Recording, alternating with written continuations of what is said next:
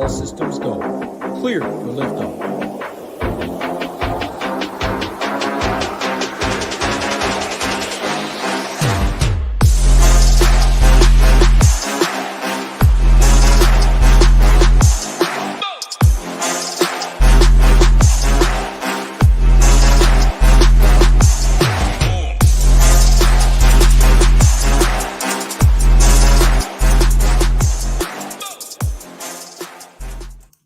What is going on, everybody? Happy Wednesday. Doing this show a day early because, of course, football going on tomorrow.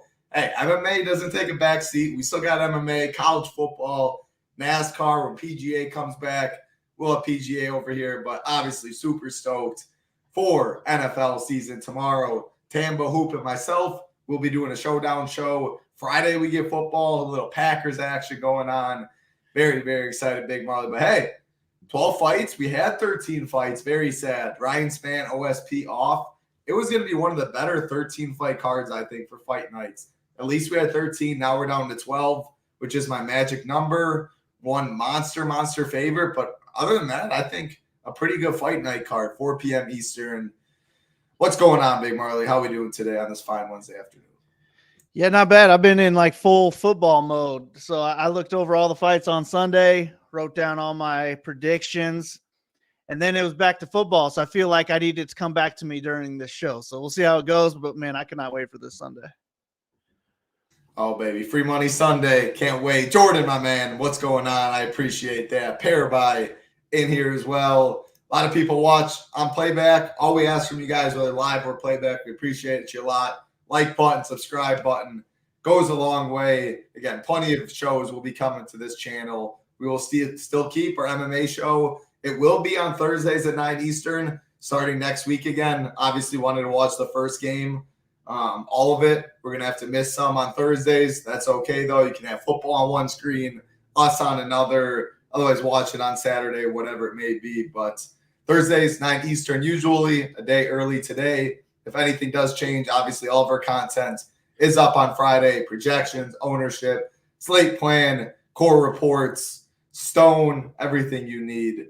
Definitely check out the football content as well. Early bird special ending tomorrow at kickoff. We have monthly as well. Shiptimizer going on, tutorials for that. Education video that Tambo and Hoop did 4 hours last year. Big Marley, he shipped 20K in tiers last year. We'll have some tiers content, afternoon content. So much content over here, Big Marley. The Stone, a new addition. Last year was so amazing. Now this year even added more. Scarface, one of the biggest crushers out there, doing a value report. Anything you want to say about football season? And give a little quick overview of this card, then we'll go bottom to top. Yeah, man, last football season was awesome. Hopefully we can carry that momentum going forward to this year. I've been pumped up for like the last 2 months doing all these best ball drafts. I still got like 2 or 3 more to do tonight. I fired up a 5-5-5 last night before it was going to end. So, yeah, I'm actually doing one as we speak. But I think it's a decent card. I really wish we still had that OSP fight on. I don't understand why he was such a big underdog. I was going to bet him, to be honest with you. But I think there's a lot of underdogs in play this weekend. Kind of unlike last weekend. I feel like we were really hunting for underdogs last weekend, and I was like 70% on that Raasa fight, which we'll talk about again this week. I don't know if I'll be that heavy on it again, but I think we're starting out with one that we should be targeting at least. Yeah, that's a good way to lead in. One thing I want to say, shout out Hoop. 3 weeks in a row, the dude takes down the 555. People might forget because we had off last week.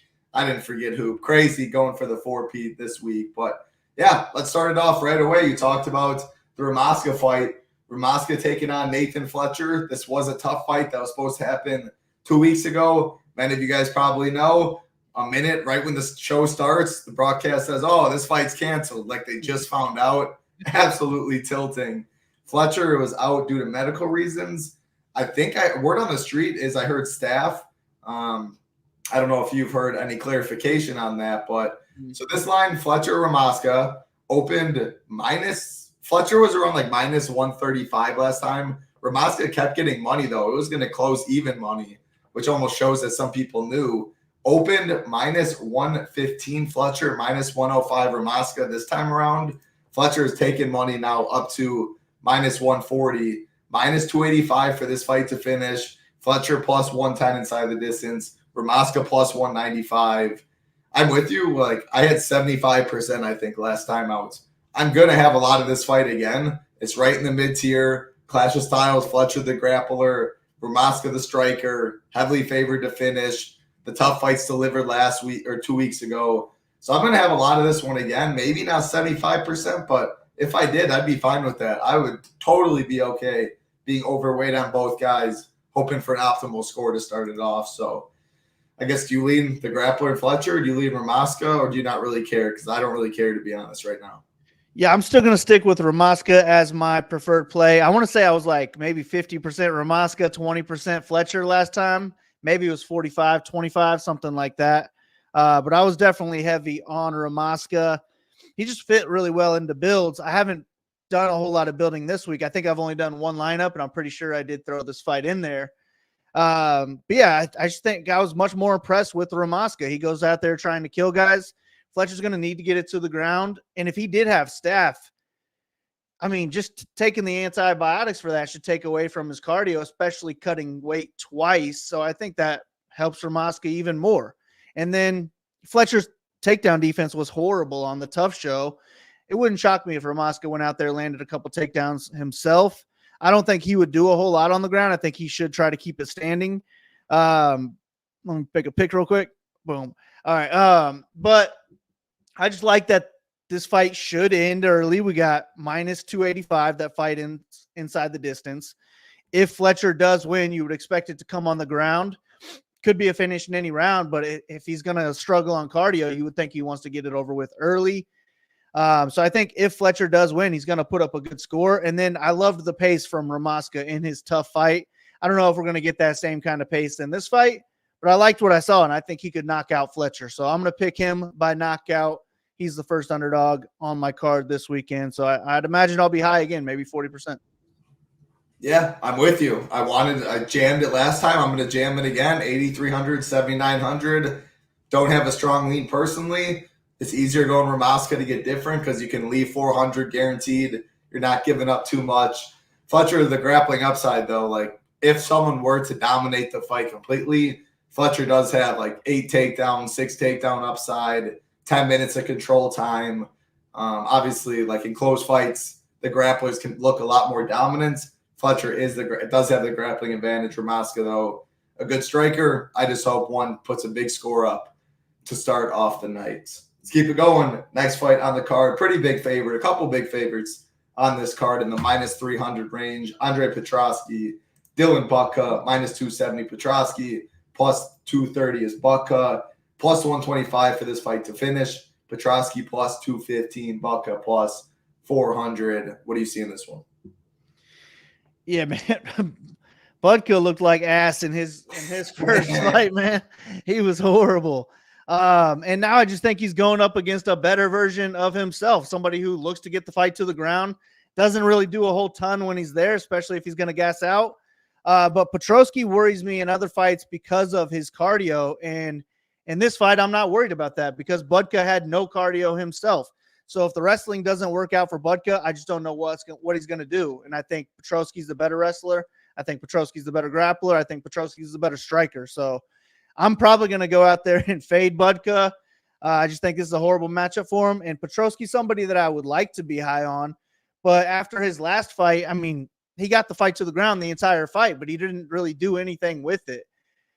I think he has a better matchup here where he can do more on the ground, maybe more alive for a submission. So I still like him, but he worries me. And if he's going to start slowing down, the later this fight goes, the less he's going to start to do on the ground.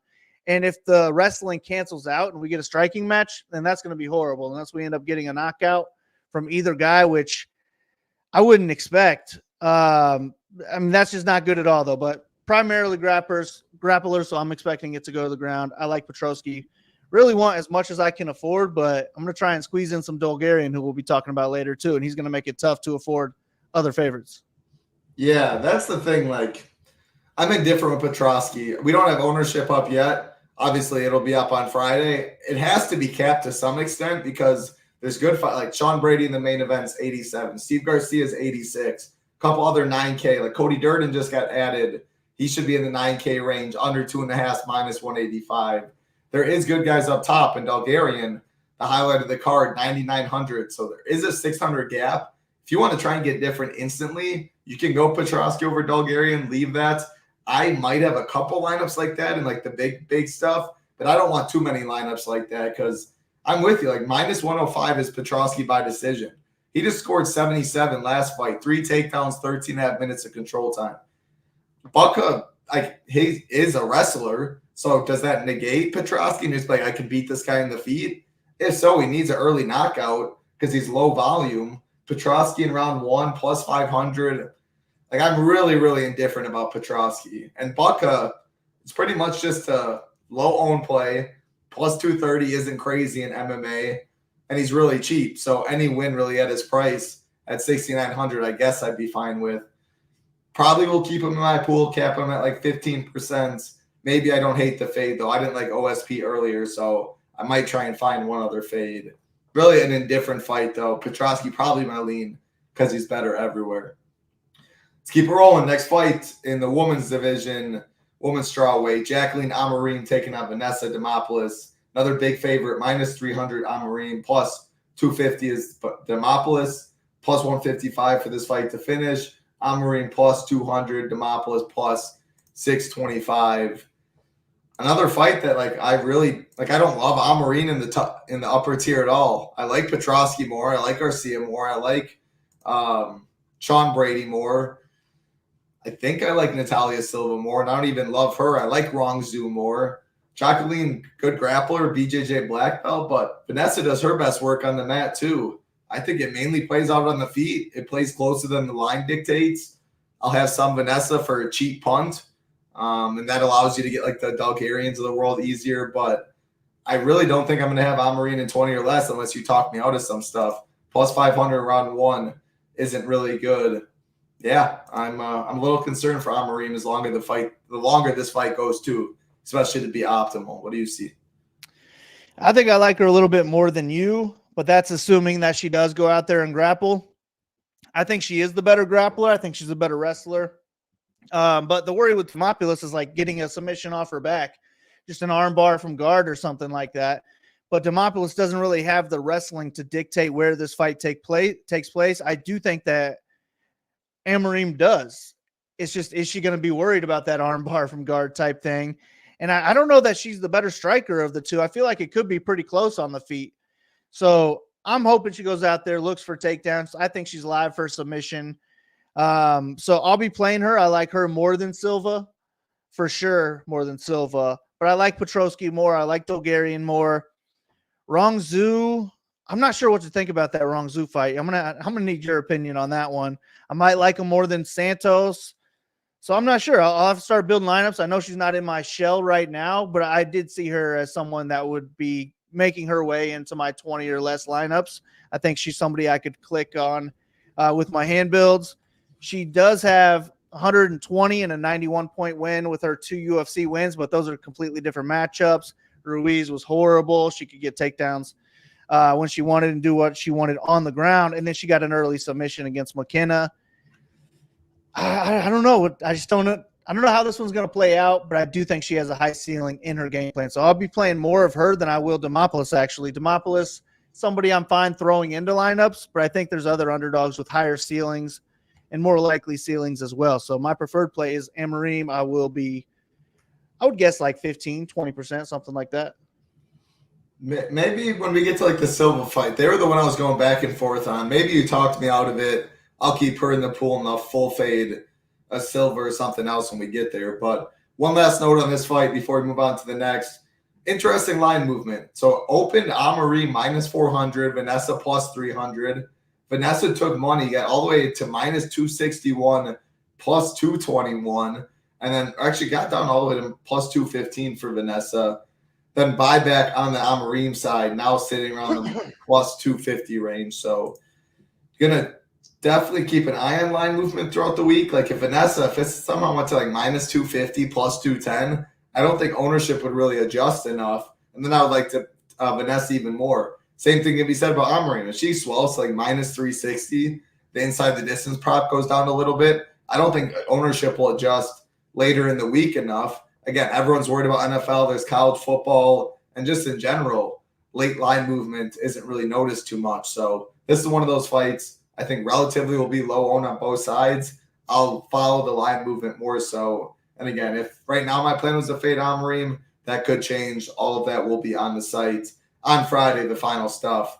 That's the benefit being a SHIPIT Nation member. Get the ownership projections right in the Shiptimizer. Have an MMA education video, NFL education video, of course. My man Rio's in chat. He Cheetah. Next thing you know, NBA season will be coming around as well. But hey, no talking NBA with NFL one sleep away. All right, you wanted to talk. I think this was the fight you wanted to talk. Gabriel Santos taking on Yaza. Actually, no, you wanted wrong Zoo later.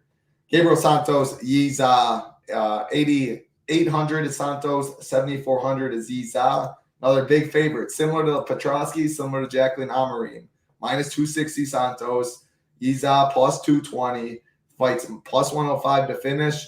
Santos plus 140 inside the distance, Yaza plus 625. I think it's Santos. It should be Santos pretty much anywhere, personally. Yaza looks like a primary grappler wrestler, but Santos is going to be bigger. He's going to be stronger. I think he has a striking advantage. I honestly think he's the better grappler, too. I mean, look at the submission prop. Santos plus 280, and it's taking money from it. Open plus, or actually it went down. Open plus 265, excuse me. The Yi is plus 1,000, open plus 1,400. But, I mean, on the feet, it looks like Santos to me. On the mat, it looks like Santos probably better. I don't know, man. I think this is a very sneaky. It's not that Santos is going to be low owned, but I think he'll be in the mid-20s. You have Sean Brady right there, Steve Garcia right there. I think after that, it's relatively spread out up top. Yeah, I think Santos can outscore both of them at lower ownership. So I'll have some lineups that differentiate right there in that really, really popular tier. I like it. I'll play some Yaza as well, I guess, because he's a live dog. He's low owned, and it feels like his path is through the mat, which obviously scores well. So, yeah, I'll have some of this fight, even though it's slightly favored to go the distance. Yeah, I agree. I do think Santos just a little bit better everywhere, a little faster, should be a step ahead of Yaza. But I think he has a bigger edge on the feet than he does on the mat. And I think if Yaza wins, it's going to come through the ground. So he's one of those underdogs that I think has a higher ceiling than Demopoulos, because I think he could go out there and get 4 to 7 takedowns if he is going to win this fight, and he could score 90-plus points in a decision, where I just don't think that's even in play for Demopoulos. So I like him more than her just for the upside reasons. And then Santos, if he is going to have a big edge on the feet and he's not looking for very many takedowns, then I do worry about his ceiling. So he's somebody who I kind of view as an Amarine, who I'm not going to load up on him, but I also do want to be clicking on his name because I think he could go out there, win on the ground. I just don't know what his game plan is. So he's another 15 to 25 percent type of play for me, but I do expect him to be the round winner in this one. I think he's the more likely finisher as well. So give me Santos as my pick to win, but I might be close on this one ownership-wise. I don't know yet. I'll have to see what the lineups are looking like, but if I have 15 to 25% of both guys, I'm fine with that. Yeah. To be honest, even if I get like a 35% Santos, this upper tier looks really confusing to me outside of a couple guys, and Bulgarian's so much higher owned or higher priced. Like Santos 88, Bulgarian 99. Bulgarian goes and gets you 125. Santos gets you 106. There's a chance Santos is on the winner, not Bulgarian, because not enough dogs win, the mid-tier smashes, stuff like that. And again, Sean Brady's 100 less than the main event favorites. Steve Garcia, one of the best inside the distance props at 8,600. Both will be higher owned. So even building out teams and leaving 300, let's say Santos does, could be less duped than Brady. It will be less duped than Brady, especially if you don't even have Burns. And it could be less duped than the Steve Garcia, too. So right in that important tier, KO upside, submission upside, some grappling upside maybe. Then, yeah, Yaza wants it on the mat, too. Definitely play guys like that as underdogs. Talk about another Dos Santos. This one is the underdog, though, to Andre Lima, minus 180. Felipe Dos Santos, plus 155. Plus 175 for this fight to finish. Lima plus 300, Dos Santos plus 415. Unless you talk me out of fading Andre Lima, that's my plan in 20 and below is 8,500. Money line's fine. Inside the distance prop, right in that same tier, Garcia, Santos, Brady. It's not great. That Raasa fight and the let me get this right. Raasa fight and the Trevor Peak fight that we talk about. All four of those fighters have better inside the distance props than Lima for cheaper. So just relatively speaking, the props are bad. He's just a primary striker, and he's pretty low volume. That's a fade for me unless you can talk me out of it in 20 and below. He'll be low owned. It's MMA. He's a solid striker, so hey, one punch can always change it. I don't like that side. Felipe Dos Santos for 800 cheaper. A live dog, scrappy. I'm going to have some plus 415 to finish there. So Dos Santos, my side. What about you? Yeah, same. I think Lima is going to be a fade for me as well, especially with 20 or less. I do think he's the cleaner striker.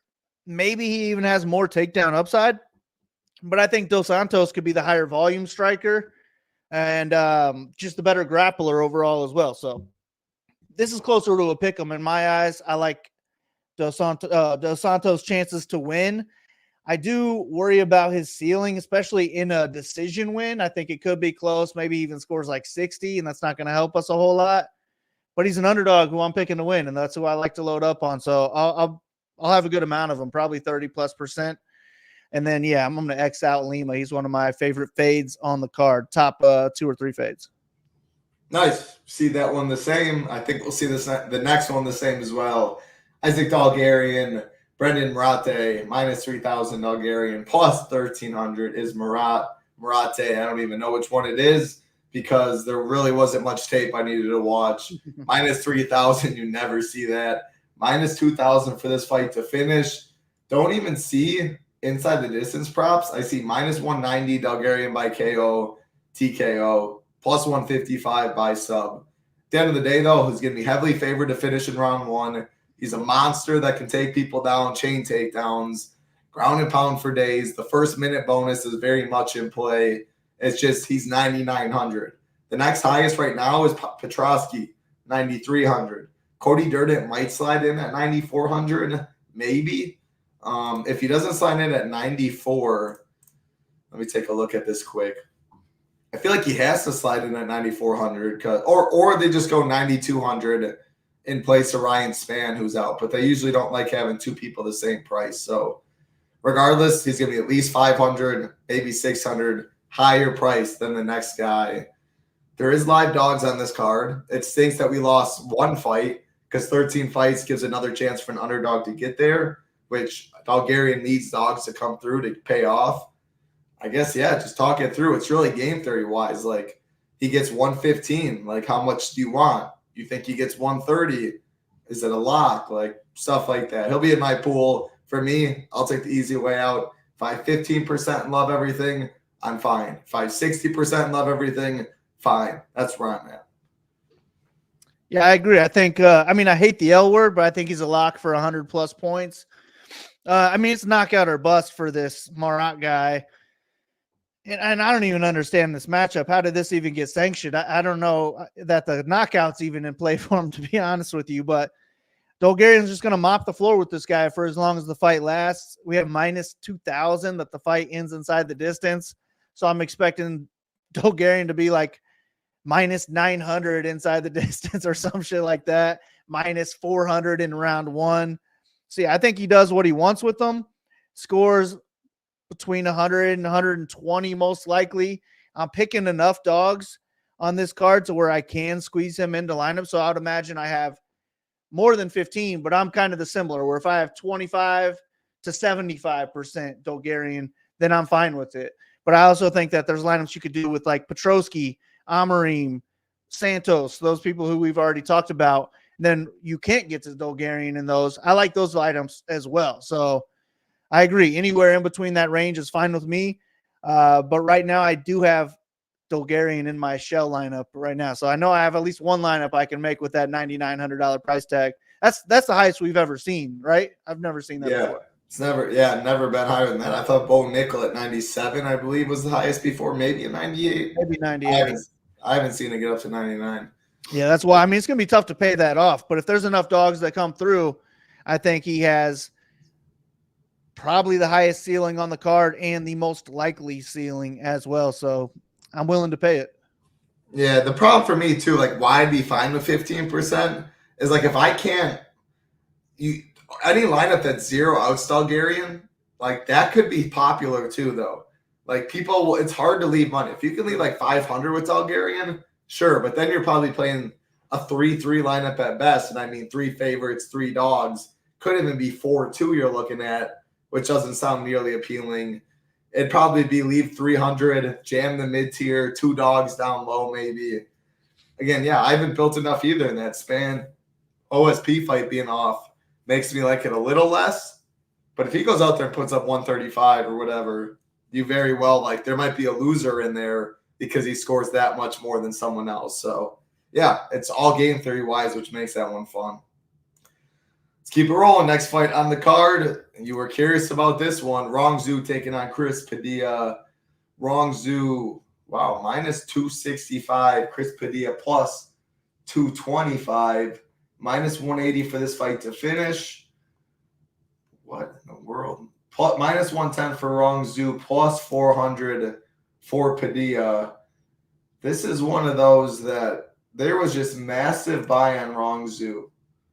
When I was writing this earlier today, it was minus 200 Rongzhu. It was even maybe a little lower. Yeah, minus 200. And you just got, I'm on fightodds.io looking at Bet Online. And it's just like a straight candle, red wick, talking crypto. The last thing you want to see. Instead of those green wicks, that red wick. And that's what it is for Rongzhu, minus 265. That's got to be some fat bet. I mean, you want my thoughts? I like following line movement, Big Marley. I was on Padilla earlier because the line was going Padilla's favor. Just last week, this line was minus 290. It got all the way to minus 200. Padilla was taking money, coming off a first-round sub, has some grappling. But this is not a fluke, this line movement right here. I mean, 65 cents this late in the week feels kind of strong to me. So, yeah, I'll circle back. I'll go Rongzhu. And you can make cases, young kid, 25-5, a lot of work on the Chinese scene, his second stint in the UFC. Like he put up a 138 spot against Brandon Jenkins before. Looks to be solid, well-rounded, should have a striking advantage. Yeah, I'm going to switch my pick literally from that line movement as something I was in between on which one. I just leaned with the 1,600 savings initially, but I'm going to flip that to Rongzhu. Yeah, I do like Rongzhu to be the more likely winner in this matchup just because he's younger. I expect him to improve more in between fights. I think he does have the striking edge in this one. He's minus 110 inside the distance, which is solid. But most of that is with his knockout potential. And if he's not going to get a knockout, I do worry about what his score would be. I also just don't trust him a whole lot, especially at minus 285. I think if this fight goes the distance, it could just end up being a lot closer than that. And maybe the judges start reading off a split decision and you pucker up type thing. So I'm just worried about him and the price, but I do expect him to get better and better each time. I think he has takedown upside as well. I'm just really not sure on the Padilla side. I got to go back and watch a little bit more Padilla film, but I would imagine he should be looking to get the fight to the mat. And if he can, I think he could put up a decent score. I just don't know that he's not going to like chain wrestle or anything. I think he's just more in play for a submission if he is able to get the fight to the ground. So I'll play a little bit of Padilla. But yeah, you're right. The line movement makes me like him a little bit less. And I also just didn't watch enough tape on him. Kind of spacing him right now, to be honest with you. So I'm going to have to go back, revisit Padilla. But if he's going to win, I would expect it to mainly come on the ground. And if this is a 3-round striking match, I don't think either one of them is going to put up a big score. So I would worry about that. I would hope that Rongzhu is looking for a couple takedowns in his path to a 3-round decision win. But that minus 110 inside the distance makes me like him more than I did on Sunday, at least. So I'll mix him in. Padilla's a dog who will probably end up in some Bulgarian type of lineups. But yeah, Rongzhu's the preferred play. Yeah, I like Rongzhu more than Petroski, Amarine, Santos, Lima.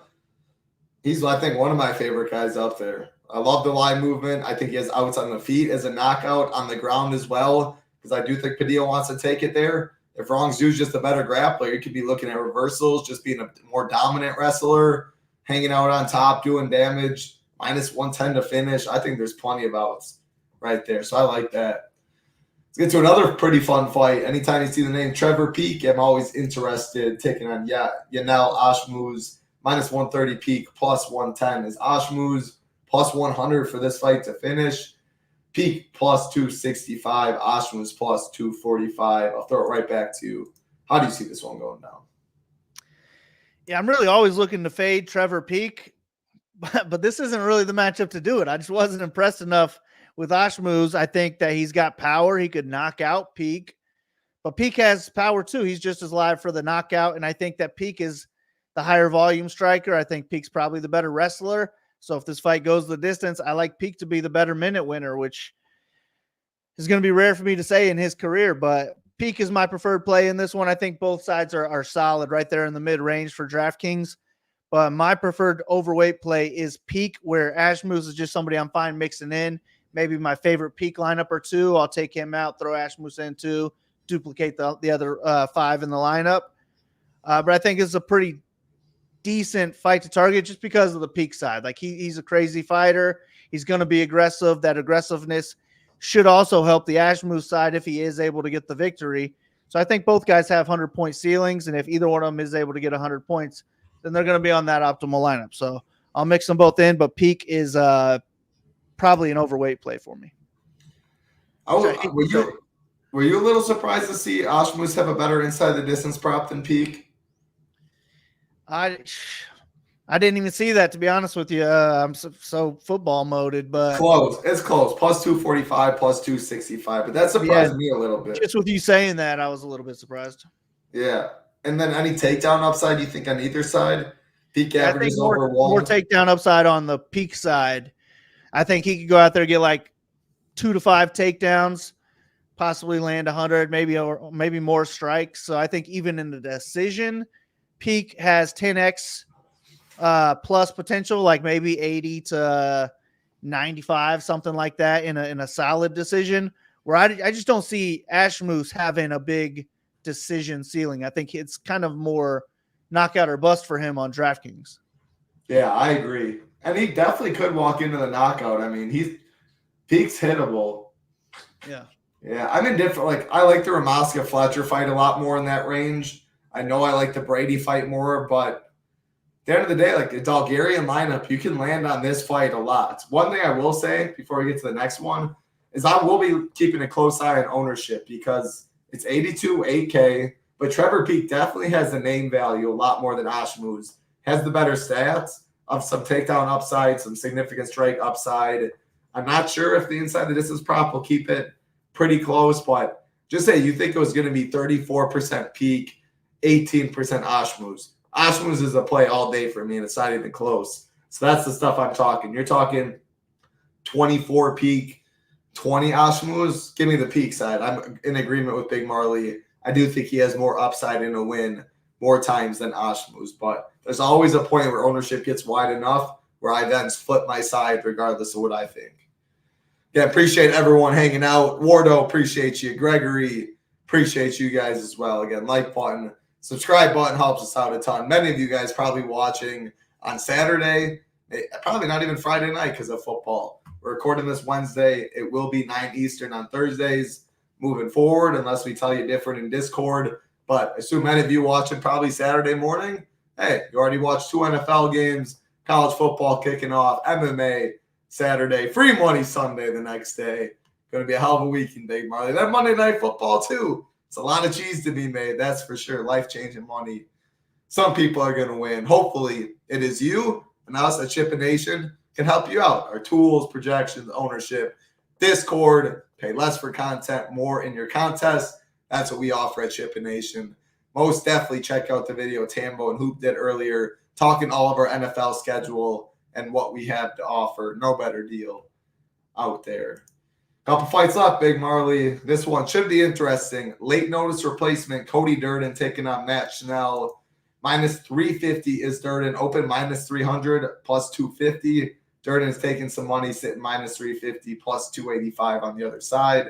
Only props I see under 2.5 is minus 185. So originally it was Alessandro Costa against Matt Schnell. Pricing was already out. Costa was the big favorite, so Matt Schnell was already 6,700. Now is a big dog again, stays 6,700. I will say I'm a little surprised at this line for being less than a week's notice for Durden. As a primary chain wrestler, Matt Schnell, like, he's awful chip. That's the one thing about Matt Schnell. But he can grapple. He's not, like, he's a solid striker. He's a well-skilled, mixed martial artist, in my opinion, when he doesn't get knocked out. If Cody Durden doesn't knock him out, I don't see him looking minus 350. I'm worried about the gas tank. Schnell will make him work. 4 of Durden's 6 losses have been by submission. If he gets tired, gets a little lazy down there, I think Schnell can wrap something up. So I think Durden by KO or Schnell by submission is how I like to attack this fight. Either way, minus 185, under 2.5. Probably looking like a minus 230 inside the distance prop. I'm playing both sides of this one. I think Schnell's my preferred play because he's so cheap and like he legit has a 100+ point upside. Whereas you look at Vanessa down here, don't love it. I didn't love OSP's upside. Bucka in a win. What's up his upside? I think Schnell literally has a 100+ point upside in a win here. I like this fight. Same. I'm going to be on both guys. I think Durden, I mean, he's definitely in play for the knockout just because of how bad Schnell's chin is, but he's not a power striker. And I think that Schnell is the better striker. If this is a 3-round striking match, give me Schnell to pull out at least 2 of them, maybe even all 3 rounds on the feet. I think Schnell's in play for the submission as well. Like you mentioned, I think he's going to have to get a submission in order to get 100+ points. But he's going to be cheap, and I think he could have decent volume along the way. I don't know if he's going to 10x in the decision win. Actually, I think it'd probably be like around 10x, probably a little bit sub 10x if he is able to win a submission. But that's a decision. But if he is able to get a submission in any round, then we're looking at possible 90+ point upside, which will be on the optimal lineup. And then the Cody side, he could go out there and land 8 takedowns in a decision win and score 100+ points in a decision. So I still like him. But I agree. I think that the line is just a little bit too wide on short notice. Somebody who does slow down in fights, coming off of a knockout loss. I thought he was looking a career best in that last fight, to be honest with you, until the knockout came. But I think it's going to be tough for him on the feet if he's not able to get those takedowns or if he's not shooting for takedowns. I just don't know how he's going to look like a minus 300 unless he connects that weak chin. So maybe you're right. Maybe Schnell is the preferred play, but I don't really have a preferred play in this one. I just want to target it fairly heavily. I'll be tossing both guys in. If I need a Bulgarian, maybe I'll see what Schnell looks like.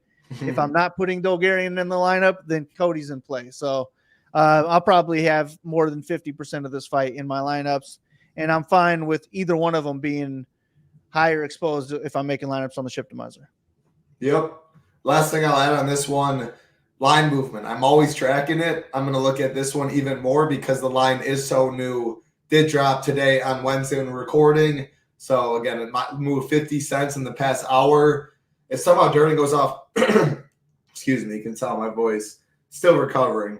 If Durden closes minus 500, then maybe I'll have more interest on the Durden side than Schnell. If it stays around here, I still think the line is too wide. But I'm going to play some Schnell regardless. 3 fights left, Big Marley. A fun fight right here. The second most likely to finish on the card, which is minus 600 between Steve Garcia and Kyle Nelson. Minus 181, Steve Garcia. Plus 156 is Kyle Nelson. Minus 155 for this fight to finish. Or no, excuse me. Minus 600 for the fight to finish. Steve Garcia himself is minus 155. Kyle Nelson plus 215. I've mentioned Garcia's name quite a bit already. He's 8,600 and he's minus 155 to finish. That equals high owned. I expect him to be one of the higher owned on the card. Kyle Nelson should too, but this is kind of like that peak Ashmus fight. I feel like the name value of Steve Garcia. He's been knocking fools dead, 4-fight winning streak. Kyle Nelson, 3-fight winning streak himself, but he's been known as a boring fighter, scores in the mid-60s when he wins. This is one, like if we have 38% Steve Garcia, 18% Kyle Nelson, well, then my preferred play is Kyle Nelson and by a good bit. So and the line's not crazy. I mean, Nelson took some money this morning as well. So, I mean, gun to my head, I'm picking Steve Garcia. He looks like a tank right now. He's long. He's more dangerous. He hits hard. But thankfully, the gun's not to my head. We play DFS, which is a salary and ownership game. And when I win, when I'm right on ownership, Garcia gets steam and Nelson doesn't, it'll be easier to win all the cheese if Nelson wins. So, yeah, I think my preferred play is going to be Nelson, but I like this fight regardless of a lot. Yeah, good fight to target.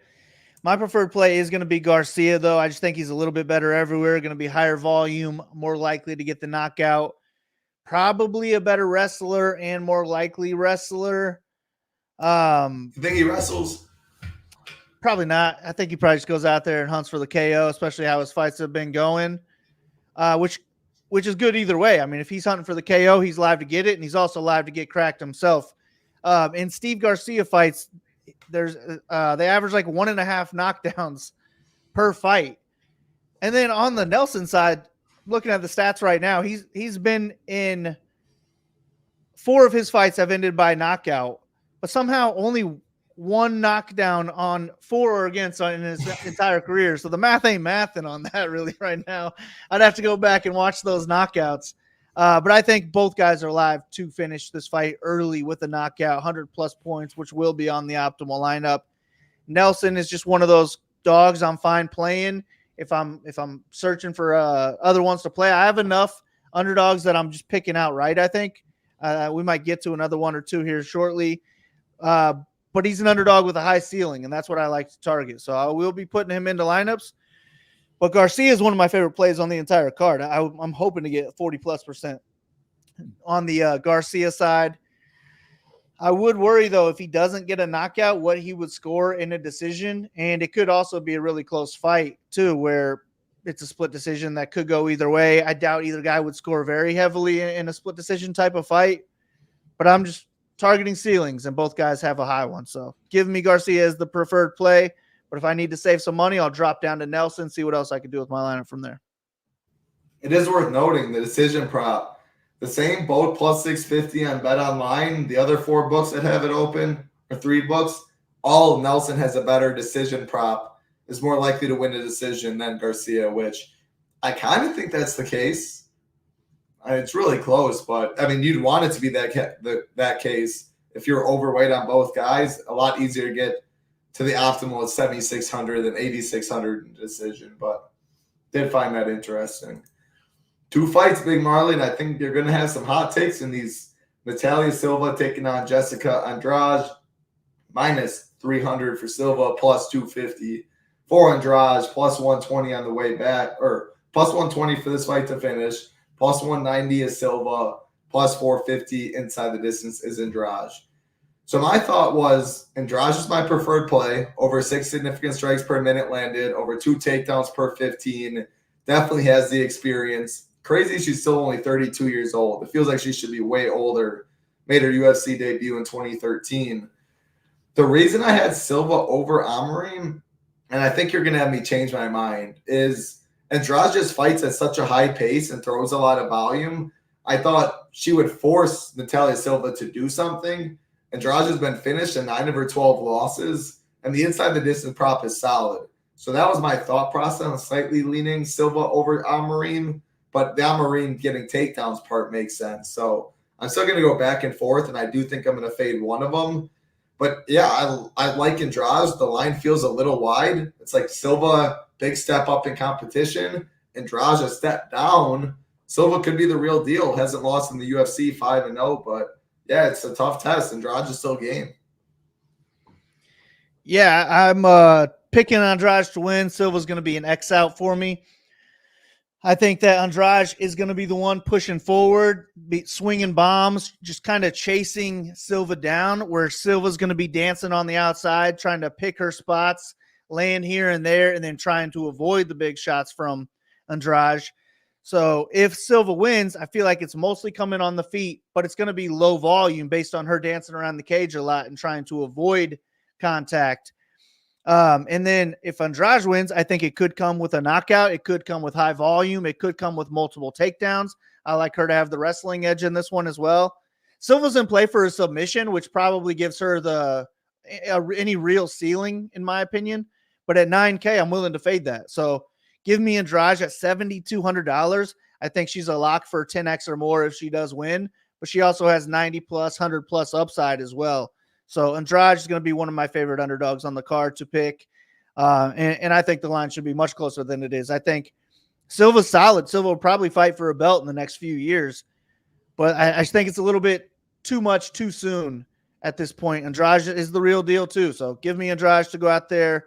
Probably get like 3 takedowns, 80 plus strikes, but she's also live for a finish as well. So give me Andrade to score more than 10X and be on the optimal lineup. I like it, man. We've picked a good amount of pretty big dogs on this card. And that's how you jam dog Garen. That's how you leave hundreds of dollars to get different. It's a pretty good fight card. I wish it was 13. But yeah, 12 fights, assuming we keep all of them. I'm excited for this one, man. It should be good, especially with the week off last week. 100K up top. There's money to be made. Main event time. Again, appreciate every single one hanging out with us, watching live, watching on playback. Takedown, what's going on? Joanne, what's going on? Appreciate every single one of you. Good luck this week. Free Money Sunday coming up. Showdown content, college football, NASCAR, I think, going on. Hey, bankroll management. I'll say that right here. Bankroll management, bankroll management, bankroll management. MLB still going. NBA will be here before you know it. There's a billion NFL tournaments out there. It's easy to get carried away, especially the first week. Hey, you can't win anything if you don't have money to enter your contest. Play within your means. It's a long, long season. Just want to reiterate that because, hey, it's hard. It's even hard for me week 1 not to go absolutely crazy. Main event, Big Marley, Sean Brady taking on Gilbert Burns, -175, Sean Brady, or +150 for Burns, -120 for this fight to finish. Both guys, this is really, really weird to me, Big Marley. Both guys +235 inside the distance. Both guys are +365 by knockout. Both guys are +800 by submission. That's wild. I don't know. I guess you break down this fight. Are you going to make a rule to have 100% of it?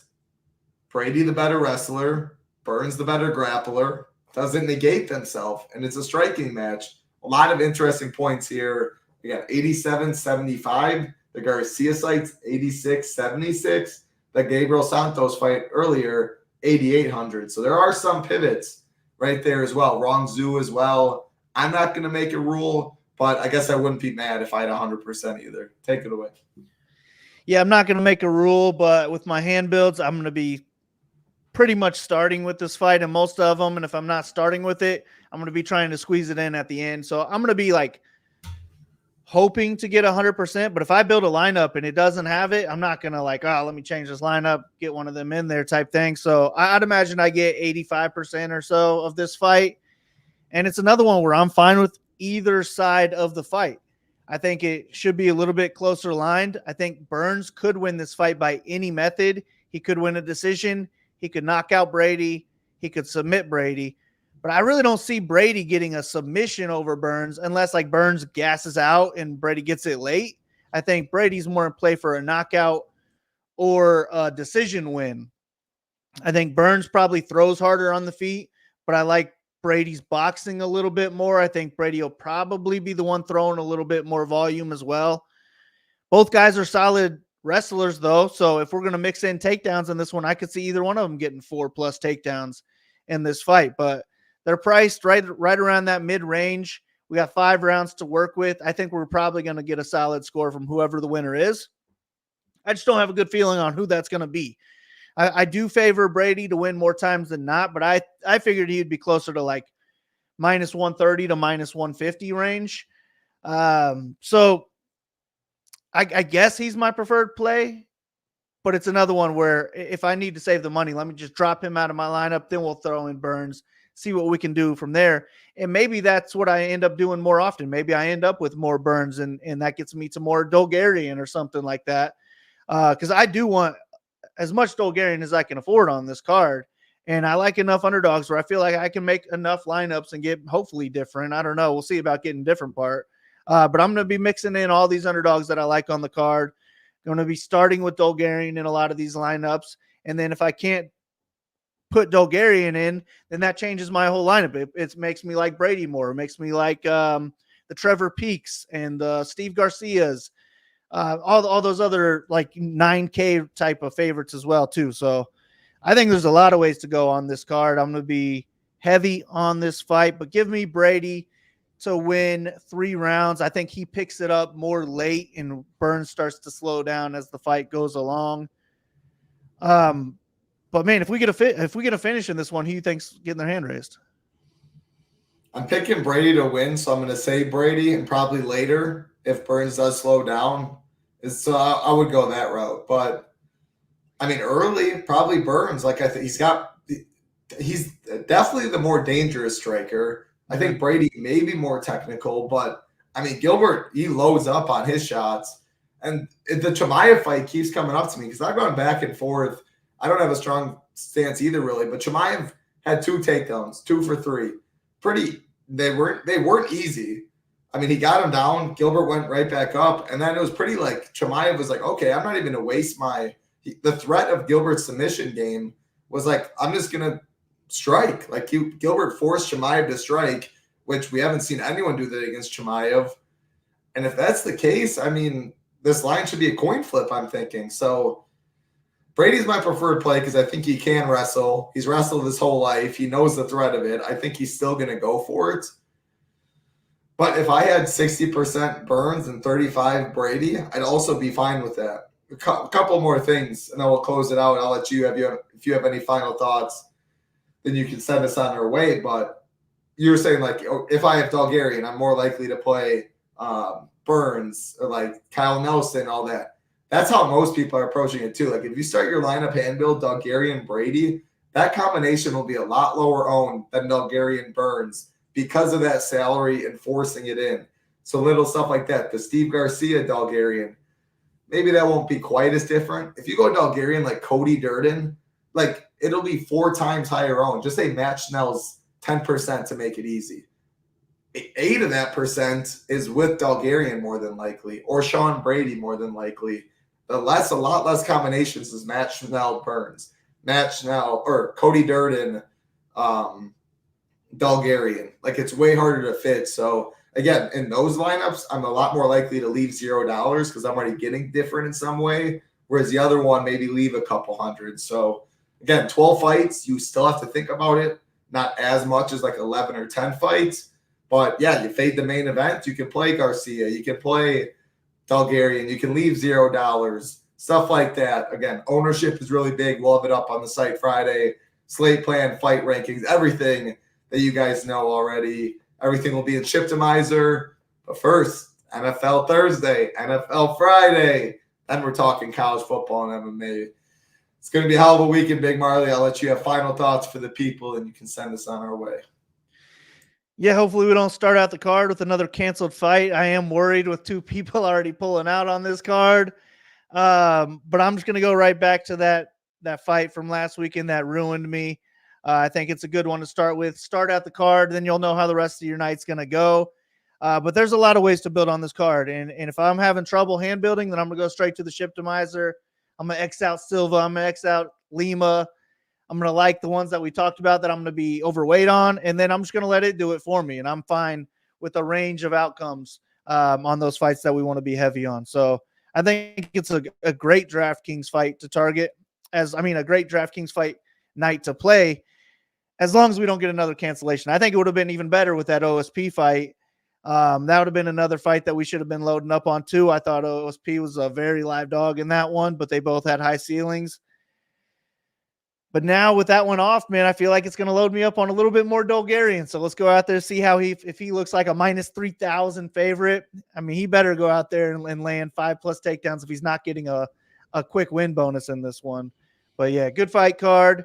And I'm more excited for NFL, to be honest with you, man. It's been so long. I've been doing all these best ball drafts, so I cannot wait for just 7 hours of red zone. Yeah, I mean, I'm with you. I'd be lying. MMA, I think MMA is my favorite sweat when, like, you're going into the last fight. Like, when this person wins, you win $50K. This person wins, you lose $800. Like, that's just the nut sweat. But free money Sunday, baby. NFL, like, it hits different. This has been 9 years, I think 8 years I've been playing DFS. That's how it originated for me, originated for most people is NFL to start. The prize pools are insane. I mean, just football. You get it once every 17 weeks. You add some playoffs. You get MMA pretty much every single week. So I'd be lying to you if I said I was looking forward to MMA more. But, hey, there's no NFL on Saturday. I know exactly what I'll be doing. MMA up there, getting my teams in a little bit here, getting ready for Sunday. Nothing better. Tons of action. Make sure you activate your bonus from DraftKings on the weekend. I assume you'll play the most volume. Just a little tidbit right there. Yeah. Big. Anything else, Big Marley? Otherwise, I say we get on out of here. I mean, go hit up Drafters, dude. They got a ton of overlay. Use our promo code SHIPIT. They'll give you a 100% deposit match up to $100. And it's like $500,000 worth of overlay last time I looked. So insane. Get in there, load up on drafts the rest of the night before the game starts tomorrow. I had a great time drafting on Drafters. I have one more Drafters draft to do, and it's going to be right after this podcast. So it's kind of like a bittersweet feeling. Like I'm done drafting after that, but I can't wait for these lineups to just start playing out and seeing how the sweat goes. So yeah, man, go play some Drafters. Play this Sunday. I mean, the Saturday slate. Hopefully build the bankroll for your free money Sunday. But good luck to everybody listening. Good luck to you, Title. Let's ship it. Let's ship it. Good luck, everybody. Big Marley, you're going to have to hit the close button. And from there, we're good to go. For Big Marley, I'm Title Town. Peace. Good luck.